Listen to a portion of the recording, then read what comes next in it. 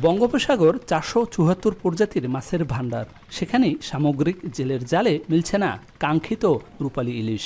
রূপালী মৎস্য স্বনির্ভর দেশ, সবার আগে বাংলাদেশ, এই প্রতিপাদ্য নিয়ে এবছর মৎস্য সম্পদের টেকসই উন্নয়ন ও সম্প্রসারণ কার্যক্রম পালিত হচ্ছে। নির্বিচারে মাছ শিকার হওয়ায় সাগরে মাছ আশঙ্কাজনকভাবে কমছে। সমন্বয় ও সুষ্ঠু পরিবেশ না থাকায় কমছে ইলিশের পরিমাণ।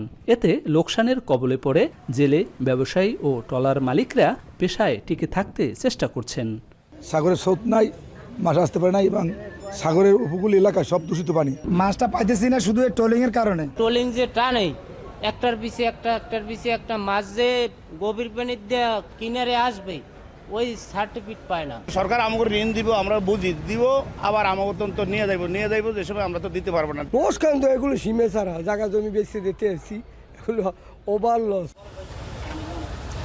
2022-23 অর্থবছরে ইলিশ সংগ্রহ 5,71,000 মেট্রিক টন, 2023-24 অর্থবছরে 5,29,000 মেট্রিক টন, 2024-25 অর্থবছর 5,04,000 মেট্রিক টন। সমুদ্র ও নদ নদীতে ইলিশ রক্ষা এবং সংগ্রহ বাড়াতে সরকার ঘোষিত নিষেধাজ্ঞা ও অবরোধ বাস্তবায়ন হলেও নানা সীমাবদ্ধতায় আটকে আছে বলে জানান এই কর্মকর্তা।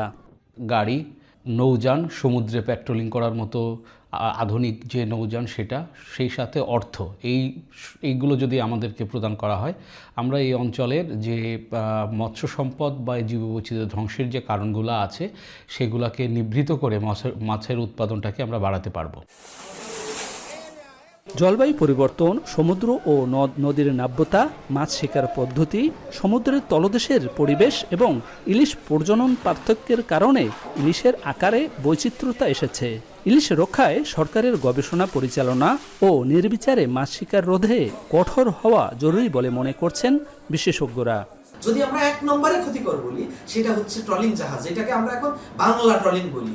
সেই বাংলা ট্রলিংটাকে কিভাবে বন্ধ করা যায়, এবং তারপরে হচ্ছে বেহুন্দি জাল, যে খুঁটাগুলো আমরা দেখি, বেহুন্দি জালের খুঁটাগুলো উঠাইতে হবে। সরকারের পাশাপাশি বিভিন্ন যে বেসরকারি প্রতিষ্ঠানগুলো, তারা যদি সমন্বয়ে কাজ করে, তবে জেলেদের জীবনমান উন্নয়ন হবে, পাশাপাশি হচ্ছে সাগর নদীর যে পরিবেশ সেটিও রক্ষা হবে। ইলিশ এবং মৎস্য শিল্প রক্ষায় গবেষণা আর সরকারের কঠোর পদক্ষেপ গ্রহণ করা হলে রূপালী ইলিশের সোনালী অতীত ফিরে আসবে।